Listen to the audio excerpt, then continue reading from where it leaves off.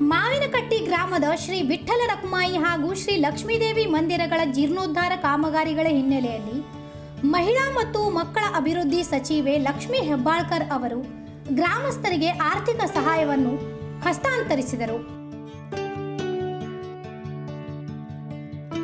ಇಂದು ಗ್ರಾಮದ ಹಿರಿಯರು ಹಾಗೂ ಶ್ರೀ ಲಕ್ಷ್ಮೀದೇವಿ ಟ್ರಸ್ಟ್ ಸಮಿತಿ ಅಧ್ಯಕ್ಷ ಉಳೋಪ ಮಲ್ಲನ್ನವರ್ ಅವರ ನೇತೃತ್ವದಲ್ಲಿ ನಡೆದ ಕಾರ್ಯಕ್ರಮದಲ್ಲಿ ಸಚಿವರು ಸುಮಾರು 15 ಲಕ್ಷ ರೂಪಾಯಿಗಳ ಚೆಕ್ ಅನ್ನು ಅಧಿಕೃತವಾಗಿ ನೀಡಿದರು.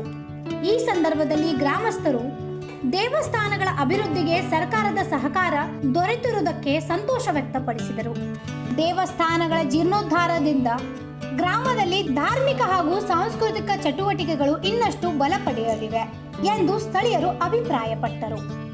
ಇಂಥ ಇನ್ನೂ ಅಪ್ಡೇಟ್ಗಳಿಗಾಗಿ ಫಾಲೋ ಮಾಡಿ ವಾಯ್ಸ್ ಆಫ್ ವೇಣುಗ್ರಾಮ್ಗೆ.